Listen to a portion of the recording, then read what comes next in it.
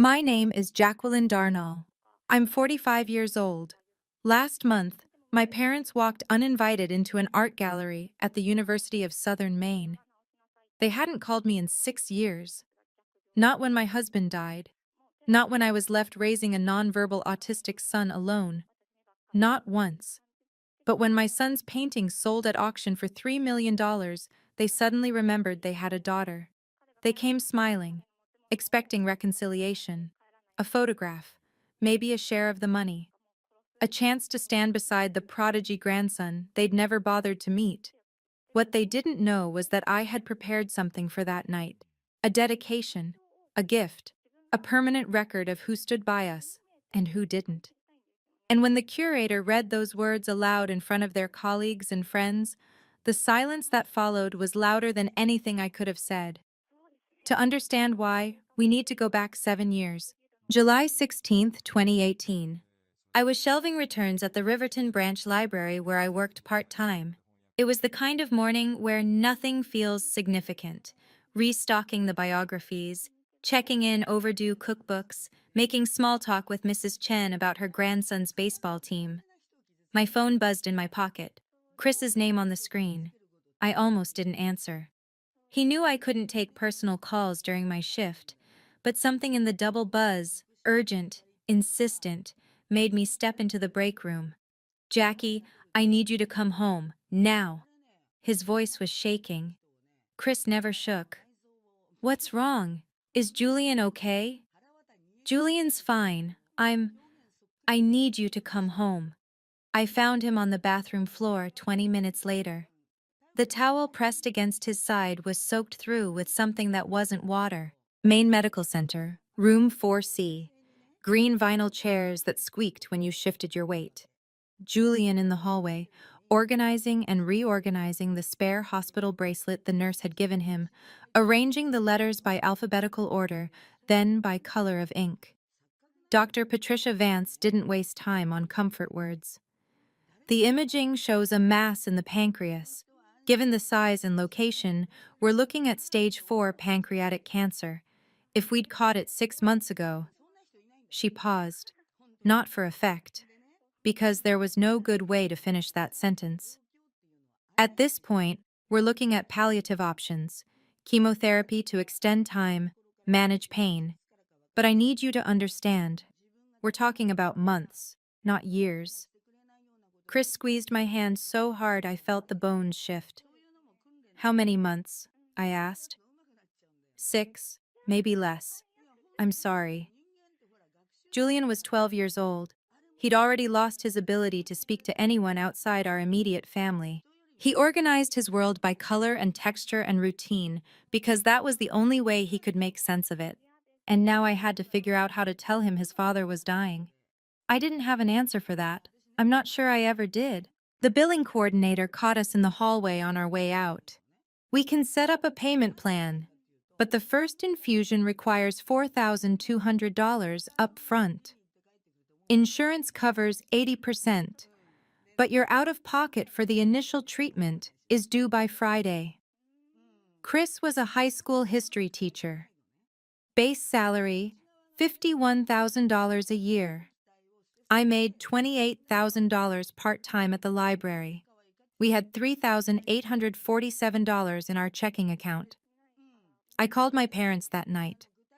It was the first time I'd asked them for money in 15 years, since right after college, when I'd needed help with a security deposit. They'd sent a check then, with a note. "This is the last time. We raised you to be self-sufficient." My father answered on the fourth ring. I could hear CNN in the background. "Dad, it's me. He's sick. Really sick. Cancer. We need help with the medical bills." Silence. Then, "Jacqueline, your mother and I are in a critical phase right now. This is the year my manuscript goes to press. I'm on sabbatical, and every moment counts. Surely Chris's parents can help." "They live on a mail carrier's pension, Dad. They barely—" "Then this is an opportunity for you to demonstrate the resilience and independence we worked so hard to instill. You're a capable woman. You'll figure it out." He hung up before I could tell him Chris's parents lived on $43,000 a year. Before I could tell him we'd maxed out our credit card on the first ER visit. Before I could tell him I was terrified. It was 11:34 p.m. Chris was downstairs vomiting from the first round of chemo. Julian was asleep in the next room, his collection of seashells organized by gradient on the shelf above his bed. And my father had just told me I was on my own. Chris went back to work on September 4th. If I stop being a teacher, I'm just a dying man, he told me. I need to be more than that for Julian. He taught 4 classes at Deering High School, 89 students total. American history, AP government, 2 sections of world cultures. None of them knew their teacher was on borrowed time. He wrote lesson plans from the hospital bed during infusion days, graded essays while the anti-nausea meds kicked in. By October, he couldn't stand for full periods. He brought a stool to the front of the classroom, taught sitting down, made jokes about getting old. By November, he couldn't drive himself. I took morning shifts at the library, picked him up at 2:30, brought him home to sleep for 3 hours before Julian got off the bus. The school didn't know what they'd do when he couldn't come back. Neither did we.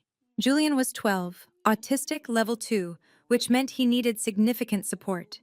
He'd been mostly nonverbal since age 4, though he could speak when he felt safe, just not to teachers, not to therapists, not to strangers. He didn't ask about the hospital visits, didn't ask why Dad slept so much, but he knew. I found him in the kitchen one morning in November, organizing Chris's pill bottles on the counter. 47 bottles, prescriptions for pain, nausea, anxiety, supplements the oncologist said might help. Julian had arranged them by color, darkest to lightest. "Julian, what are you doing?" He didn't look up. "Dad's colors are changing. They used to be blue-green, now they're gray-brown." Julian saw emotions as colors. I'd learned that from his art therapist years ago. He experienced the world through a sensory lens most people couldn't comprehend. Sounds had textures, emotions had hues, and somehow he could track the progression of his father's illness through a spectrum only he could see. The art therapist said Julian was processing grief the only way he knew how. I wondered if he understood his father was dying. I wondered if, in some ways, he understood it better than I did. December 28th. Chris had been strong enough that morning to suggest a walk, just the 3 of us, down to the Eastern Promenade. It was 19 degrees, the kind of cold that burns your lungs. Julian bundled up in his blue parka, the one with the hood he could pull down over his ears when the wind got too loud. Chris moved slowly, one hand on my arm for balance, the other reaching for Julian's hand. We watched the sunset at 4:47 p.m., orange and pink bleeding into purple over Casco Bay. Chris crouched down. It took him a full minute to lower himself to Julian's height, and looked at our son.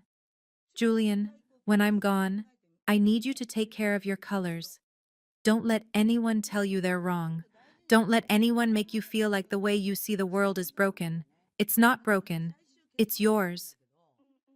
Julian stared at the horizon, didn't respond, but his hand tightened around Chris's, and he didn't let go the entire walk home. Chris cried on the way back. Julian pretended not to notice, the way he always did when emotions got too loud. But his hand never let go. I think about that walk a lot, the last time the 3 of us were just us. Arthur and Rosemary, Chris's parents, showed up on January 8th without calling first. Rosemary knocked on the door at 11 p.m., carrying 2 casserole dishes and a duffel bag. "We're here, for as long as you need." They set up camp in the living room, Arthur on the couch, Rosemary in the recliner. The hospice nurse came every 2 hours to check vitals, adjust the morphine drip. At 4:32 in the morning on January 9th, 2019, the breathing stopped. Julian was asleep in the next room. I was sitting on the edge of the bed, holding Chris's left hand. Arthur held his right. Rosemary stood at the foot of the bed with her hand on my shoulder. My parents hadn't called in 3 months, but my in-laws were the ones holding my hands when my husband stopped breathing. The funeral was scheduled for January 14th. Arthur and Rosemary offered their house immediately. You can't stay here, Rosemary said, looking around our rental, the two-bedroom apartment we'd been in for 6 years, the place where everything smelled like medical equipment and grief. Come stay with us. We'll figure out the rest later. I almost said yes. But their house was small, just 2 bedrooms, and I needed my parents. I needed the people who'd raised me to show up and tell me I wasn't alone. So I sent the email. Subject: housing request. Mom and Dad, Chris is gone. Julian and I need family right now. Can we stay with you for 6 months while I figure things out? I know it's a lot to ask, but I don't know where else to turn. I sent it at 11:34 p.m. on January 11th. The read receipt came back at 7:02 a.m. on January 12th. The response came at 9:15 a.m. from my father. Subject line: housing request. I still have it, printed out, in a folder in my desk drawer. Sometimes I take it out just to remind myself I didn't imagine it. Dear Jacqueline, your mother and I have discussed your situation at length. While we certainly sympathize with your loss, we believe this moment presents an opportunity for you to demonstrate the resilience and independence we work to instill in you throughout your upbringing. As you know, I am on sabbatical this year to complete my manuscript, which is under contract with the press. Your mother is in the midst of curating a major exhibition at the museum. These are commitments we cannot defer. Additionally, we have made a significant financial investment in your brother Andrew's startup venture. Our resources are committed for the foreseeable future. We believe Arthur and Rosemary, as Chris's parents, are better positioned to provide the immediate support you require. This is, after all, their loss as well. We trust you will navigate this challenge with the strength of character we have always seen in you. E. Ashford, Ph.D. C.C. Constance Ashford. 247 words, signed with his credentials. Not Dad, not Love, not even Sincerely, just his title. There was no acknowledgement of Julian, no mention of their grandson who'd just lost his father. No, we're sorry, or we wish we could help. Just a professionally worded rejection, copied to my mother, who apparently didn't have anything to add. I read it 3 times. Then I called Arthur. "We're on our way," he said, before I'd even explained. They arrived 2 hours later. Arthur carried boxes from his truck, extra linens, a space heater for the spare bedroom. Rosemary started packing up our kitchen. "Your family," Arthur said when I tried to thank him. Family doesn't turn away family. Their house was at 67 Bayview Terrace, 980 square feet, built in 1953, 2 bedrooms, 1 bathroom, a kitchen the size of a closet. They'd paid off the mortgage in 2004 after 40 years of payments. They gave us the master bedroom, moved themselves into the sunroom, a converted porch with windows that rattled in the wind and heat that barely worked. They were living on $43,000 a year, Arthur's mail carrier pension and Rosemary's income from selling handmade quilts on Etsy. I was bringing medical debt and a grieving autistic child who had meltdowns when his routine changed. They never hesitated, not once. Julian had a meltdown every other day for the first month. New house, new sounds, new smells. The neighbor's dog barked at 6:15 a.m. every morning, and Julian couldn't handle the unpredictability. He'd cover his ears and rock in the corner of the bedroom until the barking stopped. Arthur built him a shelf unit, 8 color-coded bins for Julian's collections. Seashells in the blue bin, smooth stones in the gray, bottle caps organized by size in the green. Rosemary created a sensory corner in the living room. Weighted blanket, noise-canceling headphones, a basket of fidget toys she'd ordered with her Etsy money. Julian needs predictability, Rosemary explained to me one morning, setting up the breakfast routine. If we keep breakfast at 7:15 every morning and his seashells on this shelf, he'll adjust. By March, the meltdowns were down to twice a week. By April, Julian had started arranging Arthur's mail by color when it came through the slot. Arthur never complained about the noise. Not when Julian paced the hallway at 2 a.m., not when he had a meltdown in the grocery store, Not when he accidentally broke one of Rosemary's favorite mugs during a particularly bad sensory overload.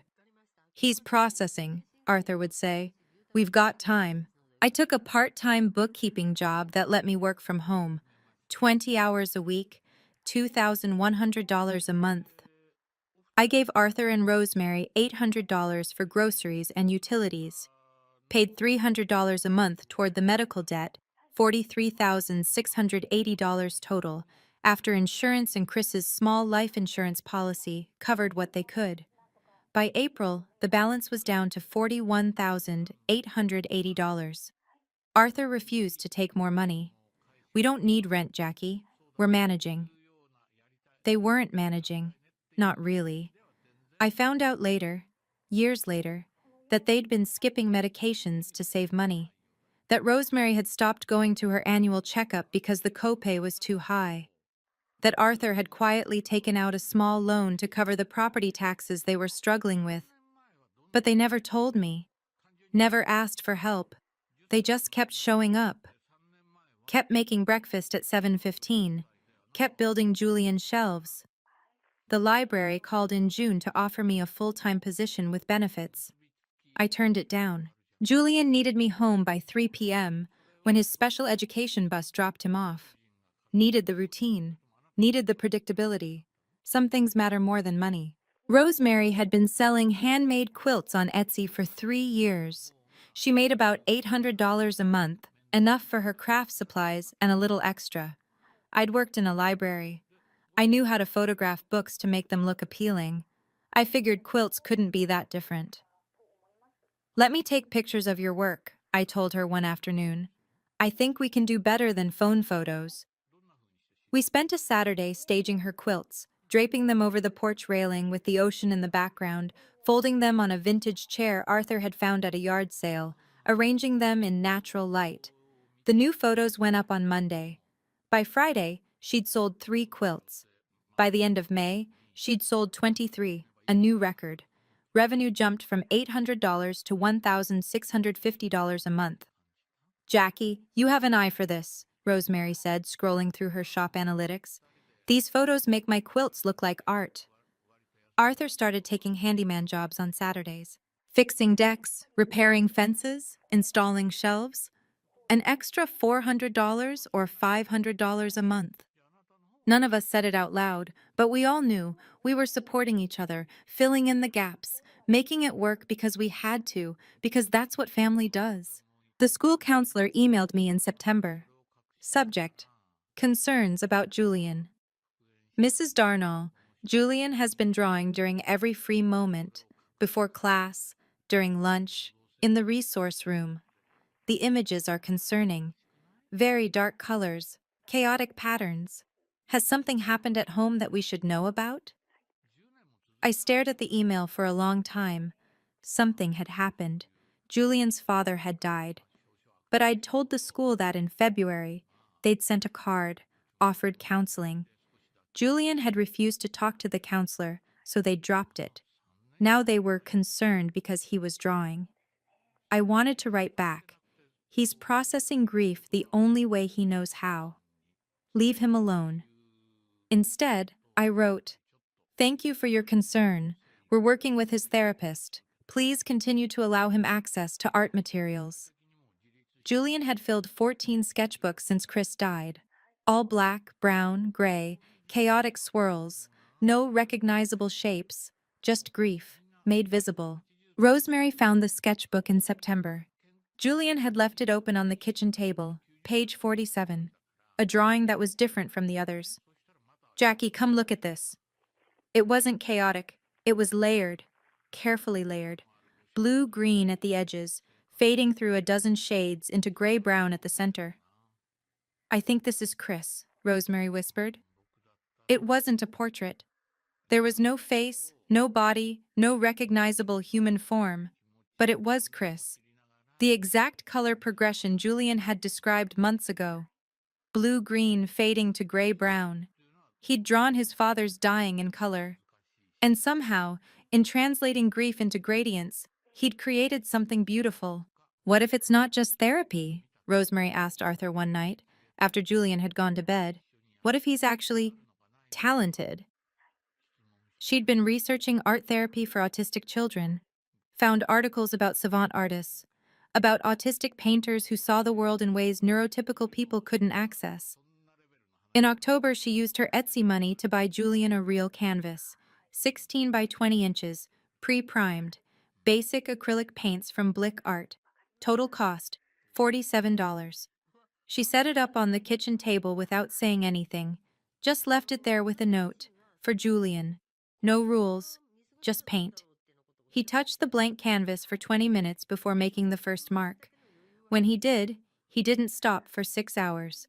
I checked out the maximum number of books the library allowed, 50 at a time, using my staff privileges. Rothko, The Late Works, Kandinsky, Compositions, Abstract Expressionism, A Critical Record, Color Theory for Artists. Julian studied them like textbooks. Sat on the floor of the living room with books spread around him in a semicircle, organized by color of the cover, then by size, then by subject. "Mom, Rothko saw music," he said one afternoon, a rare moment of unprompted speech. "I see feelings. Is that the same?" "I think it's better," I told him. The children's librarian noticed after the third cycle. "Your son is checking out graduate-level art theory. How old is he?" 13. Remarkable. Every 3 weeks, I'd return 50 books and check out 50 more. Julian absorbed them. Didn't copy the techniques. He couldn't follow instructions in that literal way. The PDA made him shut down under direct demands. But he absorbed the concepts. Let them filter through whatever unique neurological process turned emotions into color in his mind. And then he painted. March 2020, COVID lockdown. For most people, it was a nightmare. For Julian, it was structure. No school, no unpredictable social demands, no fluorescent lights or cafeteria noise, just home, just routine, just art. He watched YouTube tutorials 8 hours a day, abstract painting techniques, color mixing, layering, texture. He filled 12 sketchbooks between March and June. I found a comment he'd left on one of the tutorial videos. "This technique helps me paint what sadness looks like." "Thank you." The channel owner had responded, "Please share your work. I'd love to see it." Julian never did. He didn't paint for recognition. He painted because his brain required it the way other people require sleep. Arthur built him an easel from scrap lumber he'd salvaged from a job site, sanded it smooth, stained it a warm honey color. Julian cried when he saw it. One of 3 times I'd seen him cry since Chris died. He didn't say thank you. He rarely used those exact words. But he touched the wood carefully, tracing the grain with his fingers, and then he set up his first real canvas on it. That painting, untitled, 18 by 24 inches, is still hanging in my bedroom. Canvas and paint are expensive. Professional-grade acrylic, $12 to $18 per tube. Canvas, $15 to $40 depending on size. Brushes, mediums, varnishes, it added up fast. I cut my medical debt payment from $300 to $100 a month, took the extra $200 and made it Julian's art budget. Arthur started haunting the sale bins at Utrecht Art Supplies in Portland. "Got him 12 tubes of professional-grade acrylic for $63, he announced one Saturday, triumphant. Closeout sale, colors he doesn't even have yet." By December 2020, Julian had completed 8 finished paintings. We stacked them in the bedroom we shared, Julian and me in the master bedroom. Arthur and Rosemary had given up.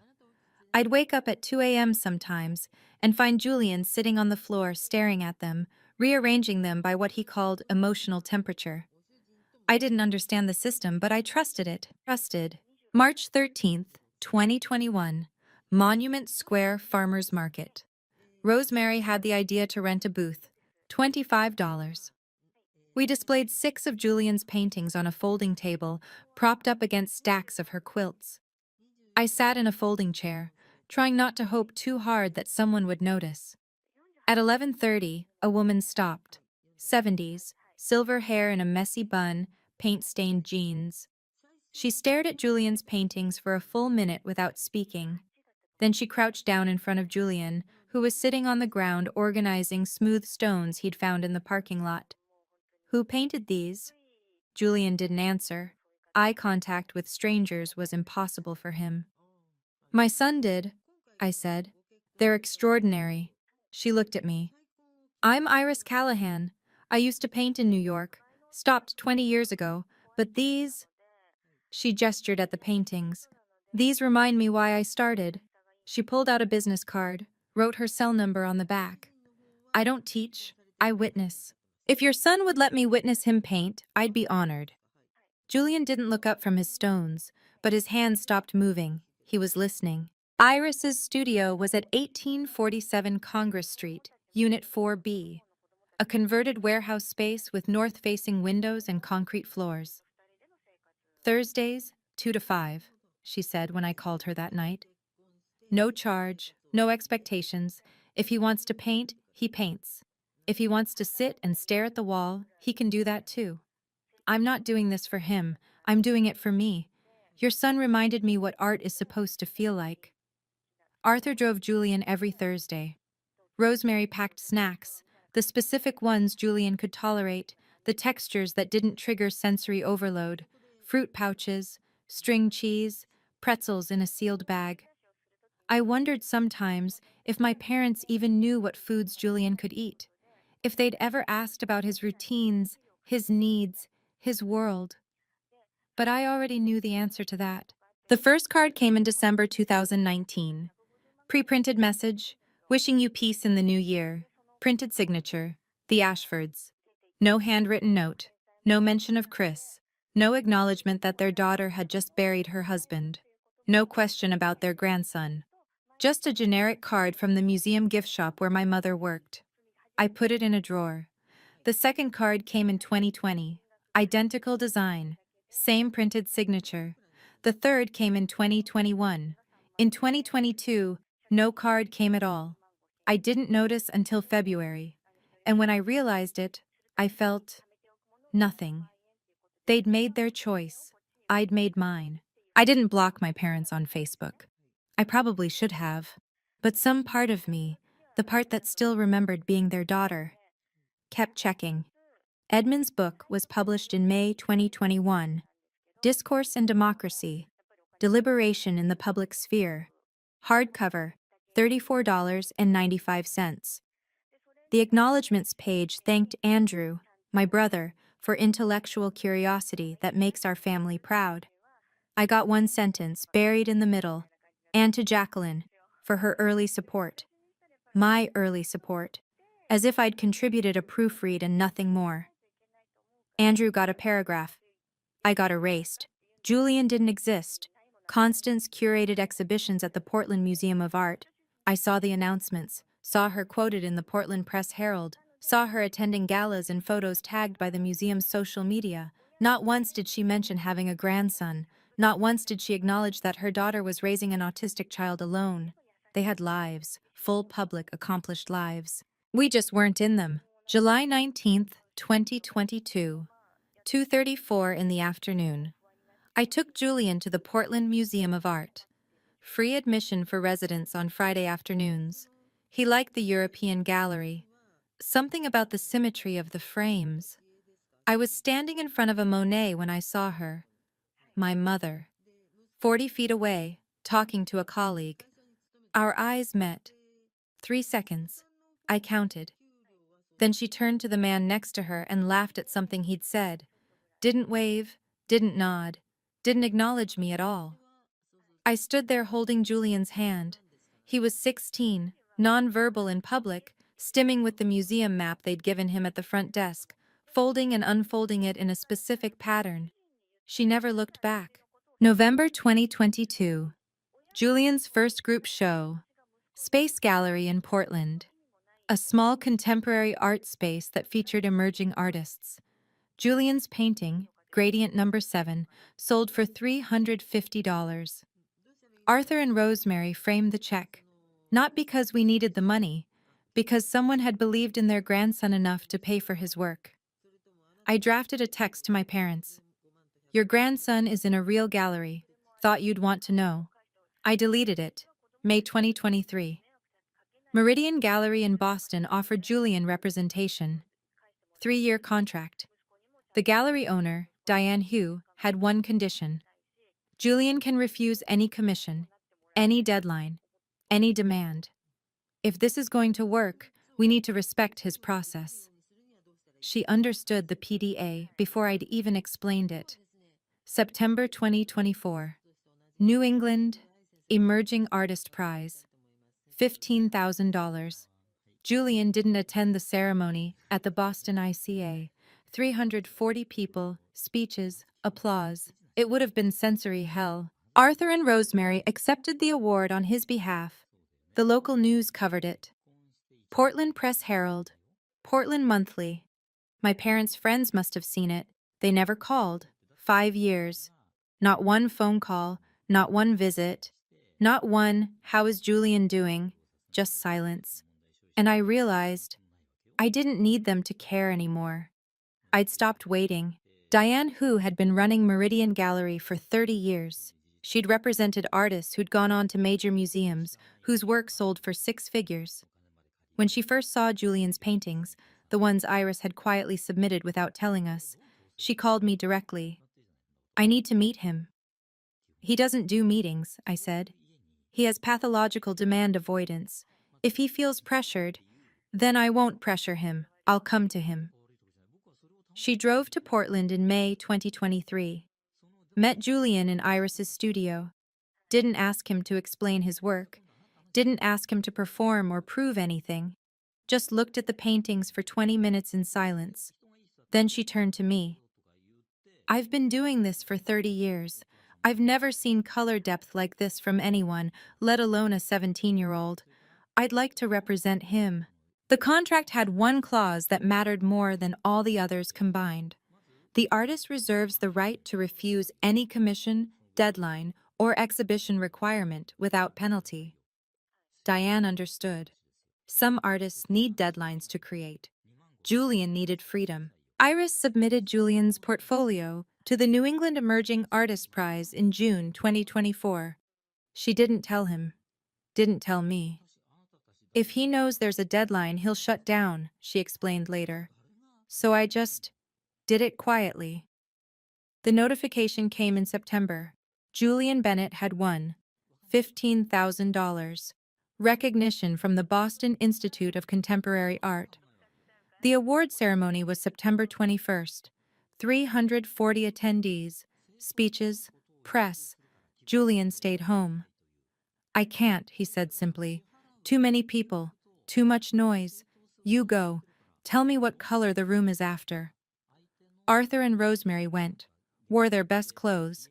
Arthur in a suit jacket he'd owned for 30 years, Rosemary in a dress she'd made herself.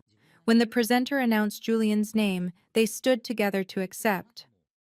"Our grandson is an extraordinary artist," Arthur said into the microphone, hands shaking.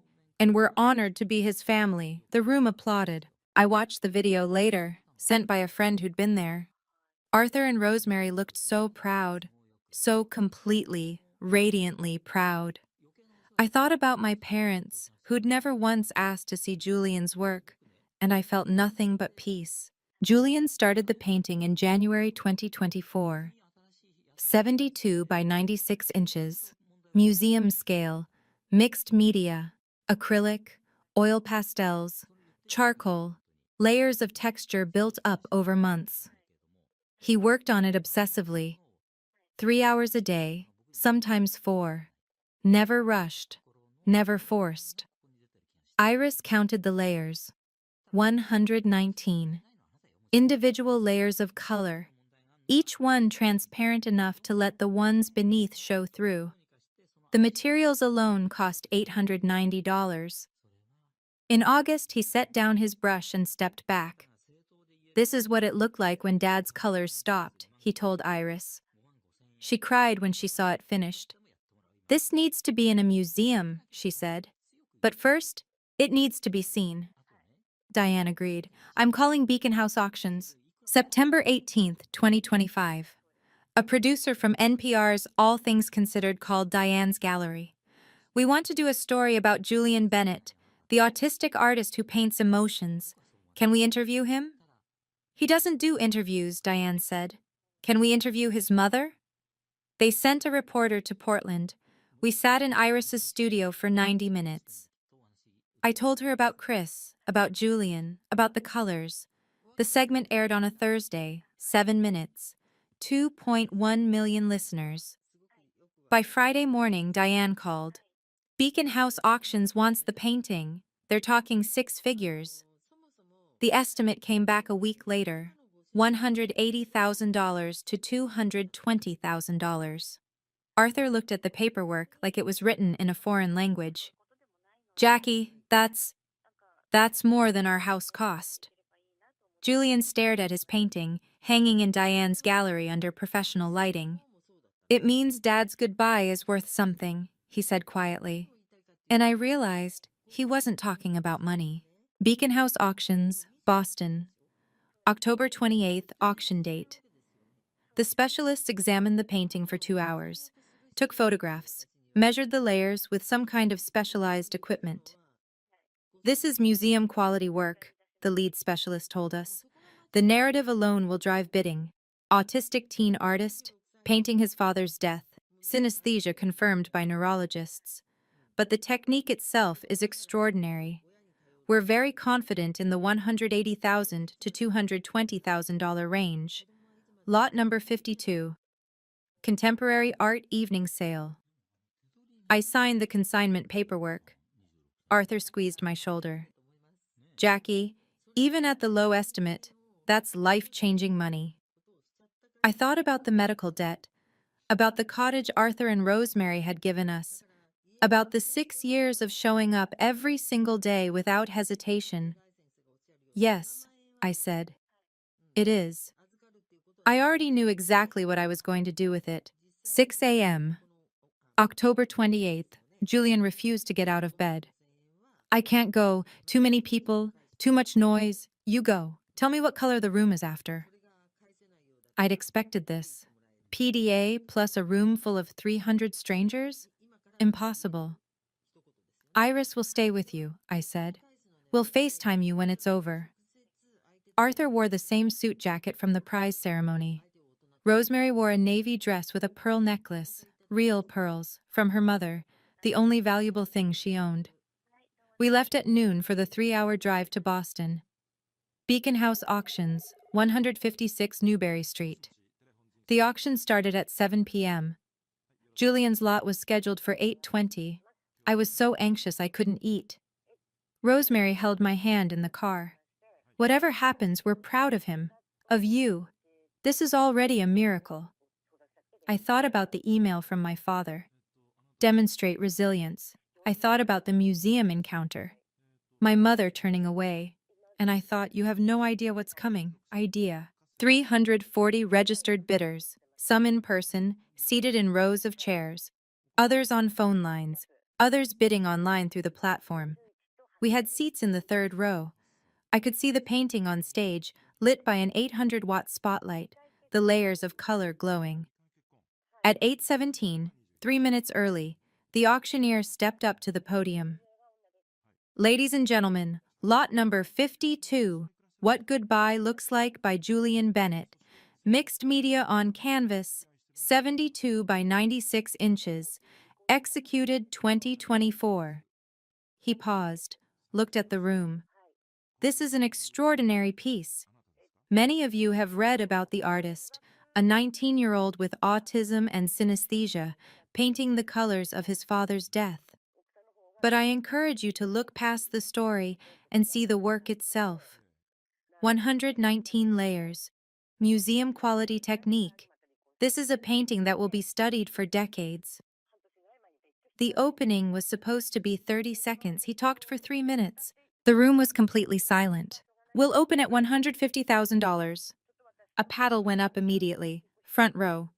150. Do I hear 170? Yes. 170. 190. The bids climbed fast. 200. 220. 250. At 300,000 I stopped breathing. 300. 350. 400. Arthur grabbed my hand. Jackie, this is 450, $500,000. The room erupted in murmurs. The auctioneer didn't pause. Do I hear 550? Yes. Phone bidder 23, 550,000. Online bidder 650,000. I thought the estimate was insane. I thought $180,000 was impossible money. We blew past it in 47 seconds. 800, 900, $1 million to the phone bidder. Rosemary was crying. At 1.2 million, there were only 2 bidders left. Phone bidder 23. Online bidder UA019. The auctioneer slowed down. Let the tension build. 2 million. Do I hear 2-1? Yes. 2.1 million. 2.2. Every bid was another 100,000. 2.5 million. Arthur's hand was shaking in mine. 2.8 million. The online bidder raised to 2.8. The room held its breath. 6 seconds passed. $3 million. Phone bidder 23. Final bid. The auctioneer waited. $3 million, going once. The online bidder's cursor didn't move. Going twice. Still nothing. Sold to phone bidder number 23 for $3 million. The hammer came down at 8:26:34 p.m. The room exploded. Standing ovation, applause, camera flashes. I collapsed into Rosemary's arms. Arthur was shaking so hard he couldn't stand. My phone buzzed at 8:29, Mom calling. I stepped outside onto Newberry Street. Traffic, car horns, the sound of the city. Jacqueline, we just saw the news. We had no idea Julian was... We didn't know he was so talented. We'd love to see you, and him. Can we meet? Her voice was shaking. I looked through the window. Arthur and Rosemary were being photographed with Diane and the auction staff. The people who'd raised this artist. The people who'd shown up, not her. I'll think about it, Mom. I hung up. I didn't call back. November 2nd. Janet Moreau's office in Portland. She walked us through the breakdown. Auction house commission is 25% of the hammer price. That's $750,000. Federal capital gains tax. You'll qualify for the lower rate since Julian's income has been minimal in previous years. That's 15%, approximately $337,000. Maine state tax, 7.15%, approximately $161,000. Total after fees and taxes, $1,752,000. She slid a planning worksheet across the desk. That's life-changing money. What are your priorities? I already knew. First priority, the medical debt. $8,200 remaining balance. 6 years of $100 a month payments. Chipping away at what Chris's death had cost. Paid in full. November 3rd. Second priority, something I'd discovered by accident. Arthur and Rosemary's mortgage. They'd told me it was paid off in 2004. That was true. But they'd taken out a home equity loan in 2019, $23,400, to cover property taxes and emergency repairs they couldn't afford. They'd been paying it quietly for 6 years. Never mentioned it. Never asked for help. I paid it off without asking permission. The bank sent the confirmation letter to their address. Congratulations, your loan account number 4721-8839 is now paid in full. Arthur called me, crying. Jackie, you didn't have to... Yes, I did. You gave us a home. I'm giving you freedom. I called a realtor on November 5th. I'm looking for a house, coastal Maine, 3 bedrooms minimum, separate studio building. Budget, up to $750,000. She found it in 2 days. 89 Bayview Terrace, 0.3 miles from number 67, the cottage where we'd rebuilt our lives. Craftsman style, 2,100 square feet. 3 bedrooms, 2.5 baths, built in 2018, and a separate 800 square foot studio building with north-facing windows, climate-controlled, 12-foot ceilings, perfect for painting. It's $680,000, the realtor said. I'll take it. Cash offer. Close as soon as possible. The offer was accepted November 10th. I didn't tell Arthur and Rosemary, not yet. I met with a lawyer on November 11th. I want to establish a scholarship fund, 500,000 initial funding, $25,000 scholarships for autistic students pursuing art, 20 kids per year, in perpetuity. He drew up the paperwork.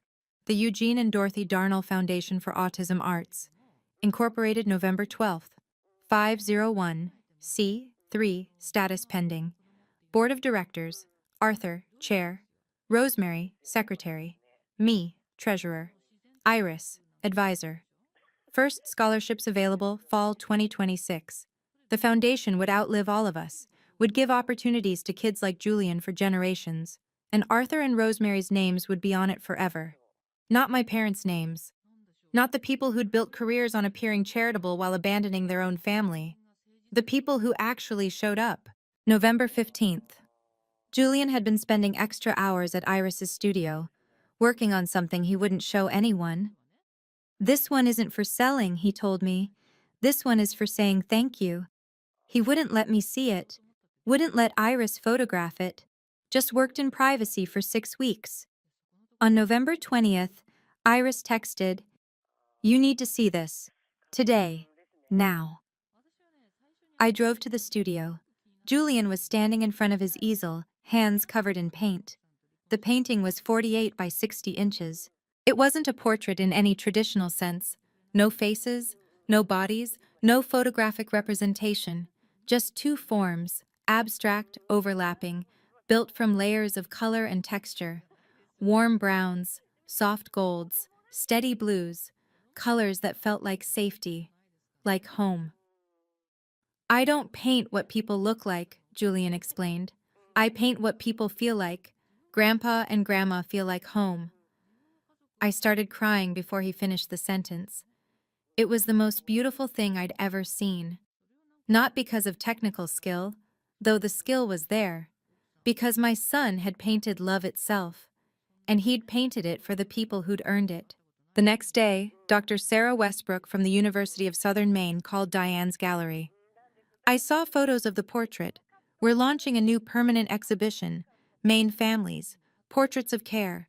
We'd be honored to acquire this piece as the centerpiece." "It's not for sale," Diane said. "We're not buying, we're asking for donation, full tax deduction, permanent display, the artist's choice." I asked Julian that night, "Can they have it? The painting of Grandpa and Grandma?" He thought for a long time, then nodded. "But the plaque has to say, 'Thank you for being my family.'" Dr. Westbrook agreed immediately. December 14th, 2025, 6 p.m., Maine Families. Portraits of Care opening reception. USM Art Gallery, Gorham Campus. 200 invitations sent. Local press. Maine arts community. Education community. Academic community. Standard practice. Invite notable figures in the area. My parents' names were on the list. Dr. Westbrook called to confirm. "Should I remove Edmund and Constance Ashford? I know they're your parents, but if this is uncomfortable—" "Leave them on," I said. I wanted them there. I wanted them to see. November 28th, 2025. 6 people crammed into 980 square feet. Me, Julian, Arthur, Rosemary, Iris. Diane from the gallery. Mrs. Patterson from next door brought a pie. 7 people total. Folding table in the dining area, 12 feet by 10 feet. Turkey that cost $43. It was perfect. "Next year we'll have room for a proper table," Rosemary said, setting out mismatched chairs. "But this year, this is perfect." Julian sat between Arthur and Rosemary. Not the grandparents he shared blood with, the ones who'd earned the title. My phone buzzed throughout the day. 9:14 a.m. "Happy Thanksgiving, Jacqueline. Would love to see you." 2:47 p.m. "Please call me." 6:33 p.m. "We made a mistake." 8 texts total, all from my mother, all unread. The last one came at 9:18 p.m. "Your father wants to apologize. Please, give us a chance." I turned my phone off. Arthur noticed, didn't say anything, just squeezed my hand across the table. December 1st, 9 a.m. Arthur, Rosemary, come take a walk with me. We haven't had breakfast yet, Arthur said, confused. Humor me. We walked down Bayview Terrace, 0.3 miles, temperature 34 degrees, light snow falling. We stopped in front of 89 Bayview. A realtor was waiting on the porch, Jennifer Chen, holding a folder and a set of keys. What's going on? Rosemary asked. Jennifer smiled. Mr. and Mrs. Darnell, welcome to your new home. She handed the keys to Arthur. I don't understand, he said. The house is yours, I said. Paid in full. Deed in your names. This is your home. Rosemary's legs gave out. She sat down on the porch steps, hands over her face. Arthur stared at the keys like they might disappear. Jackie, we can't. This is too much.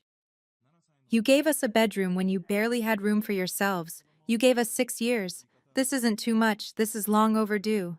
The house was empty.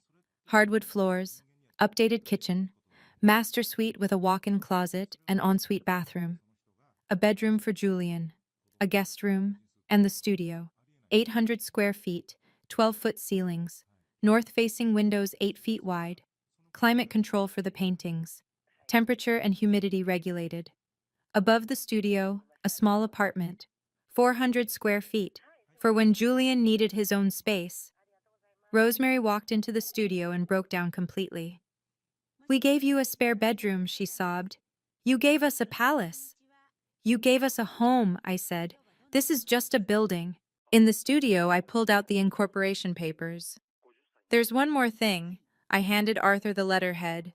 The Eugene and Dorothy Darnall Foundation for Autism Arts. Board of Directors, Arthur Darnall, Chair. Rosemary Darnall, Secretary. Jacqueline Darnall, Treasurer. Iris Callahan, Advisor. Mission: to provide $25,000 annual scholarships to neurodivergent students pursuing visual arts. 20 scholarships per year, funded in perpetuity. Arthur read his name, then Rosemary's. A mail carrier, he whispered. On a foundation board. No, Dad. A grandfather who showed up every single day. That's who you are. He cried. Rosemary cried. I cried. Julian, when we told him later, organized the foundation paperwork by color and said, now more kids can paint their feelings. That's all he needed to say. University of Southern Maine Art Gallery, Gorham Campus. We arrived at 5:50 p.m. The reception started at 6. Julian stayed home with Iris.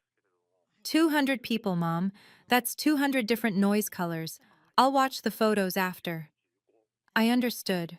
We walked in. Me, Arthur, Rosemary, Diane. My parents were already there. Front row seats. 6:12 p.m. Dr. Westbrook stood in front of the curtain. Tonight we unveil the centerpiece of Maine families, Portraits of Care. This exhibition celebrates the families who show up, who sacrifice, who love without condition. The curtain dropped. The portrait glowed under professional lighting, warm browns, soft golds, steady blues, and below it, a brass plaque, 4 inches by 8 inches. Dr. Westbrook read it aloud. Love in Abstract Form, Portrait of Eugene and Dorothy Darnall, by Julian Bennett, 2025. Thank you for being my family when I needed one most. The room was silent. Then applause, long, sustained applause. I watched my mother's face drain of color.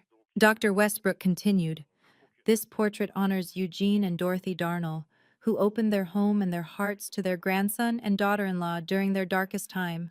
They didn't have much, but they gave everything. This is what family looks like. Not just blood relation, not just obligation, but choice, showing up, sacrifice. She said the word family 7 times in the speech. She said sacrifice 4 times. The cameras panned to Arthur and Rosemary. Arthur in his 30-year-old suit jacket, Rosemary in her handmade dress. My father's colleague, a professor from Bowdoin, leaned over and whispered something to him. Edmund's jaw tightened. At 6:25, Dr. Westbrook made an additional announcement. We're proud to partner with the Eugene and Dorothy Darnall Foundation for Autism Arts. This foundation will provide $25,000 annual scholarships to neurodivergent artists. 20 students per year. Led by Arthur and Dorothy Darnall, this foundation represents the best of Maine values: community, care, and belief in every child's potential. The room stood, applauded. Arthur and Rosemary were crying. My mother was staring at the floor. Her museum, the one where she'd worked for 23 years, was celebrating someone else's family, someone else's sacrifice, someone else's love. And everyone in the room knew exactly who was absent from that story. 7:03 p.m., reception area. I was getting punched when my mother appeared beside me. Jacqueline, please, can we talk? We didn't know Julian would. We didn't realize. Her hand was trembling. The wine glass shook. I looked at her, really looked at her. She looked old, tired, and for the first time in my life, uncertain. Didn't realize what, Mom? That he was talented? Or that he was worth your time? We made a mistake. You had 6 years to call, 6 years to visit, 6 years to ask how your grandson was doing. You didn't need to know he'd sell a painting for $3 million. You just needed to care. We do care. You care now, because it's convenient, because people are watching. Her eyes filled with tears. Please, we want to make it right. You can't. That time is gone. But you can leave Arthur and Rosemary alone to enjoy their night. They earned this. You didn't. My father joined us. Professor voice, reasonable gestures. Jacqueline, I think we can all agree that emotions aside, we should discuss. No, Dad, we're done discussing. You discussed yourself out of our lives 6 years ago. That's not fair. January 12th, 2019. Subject, housing request. 247 words explaining why you were too busy to help your widowed daughter and autistic grandson. Signed E. Ashford, Ph.D. No love, no sorry, just your credentials. I pulled out my phone. I kept it. Would you like me to read it aloud? I'm sure your colleagues would find it fascinating. His face went white. 3 of his colleagues were standing 15 feet away, pretending not to listen, but they were listening. Everyone was listening. My parents left at 7:14. I watched them walk out. Didn't feel triumph. Didn't feel vindication. Just peace. Arthur found me by the portrait. Are you okay? I'm better than okay. I finally understand. I didn't lose my parents 6 years ago. I just stopped pretending I had them. The reception continued until 9 p.m. 73 people congratulated Arthur and Rosemary personally. Maine Public Radio asked to interview them. They said yes. They talked about Julian for 12 minutes, about his talent, his struggle, his beautiful way of seeing the world. They never mentioned my parents once. They didn't need to. December 25th, 2025. First Christmas in the new house. The living room had 12-foot ceilings. We got a 9-foot tree. Julian organized 14 gifts by wrapping paper color under it, darkest to lightest, left to right. At 10 a.m., he brought 3 small canvases from the studio. Grandma, Grandpa, Mom, I made you something. 3 abstract paintings, 8 by 10 inches each. Our emotional signatures, he called them. Arthur's was steady blue with brown undertones, reliable, grounded. Rosemary's was warm gold with silver highlights, kind, bright. Mine was green with threads of gray, growing, healing. These are us, Julian said simply. It was the best gift I'd ever received. 7 people for Christmas dinner. Me, Julian, Arthur, Rosemary, Iris, Diane, Mrs. Patterson with her famous apple pie. We ate at 3 p.m. The dining room table, a real table, 8 feet long, enough room for everyone, was covered in food. I raised my glass at dessert. This is my family, all of it, right here. Everyone raised their glasses. My phone rang twice during dinner, same number both times. I didn't answer. After dinner, we walked to the studio. Julian had been working on something new, wouldn't show anyone until it was finished. He'd finished it that morning. "This one is called Home," he said. "It's not about a place, it's about people." The painting was 60 by 80 inches, his largest yet. Warm gold, deep blue, steady green, and in the center, barely visible unless you knew to look, 4 figures. Abstract. Overlapping. 2 tall, 1 medium, 1 small. A family. That evening, I found an envelope under the doormat. Handwritten address. No return label. 3 pages. My parents' handwriting. Jacqueline, we understand if you can never forgive us. We just want you to know. We were wrong.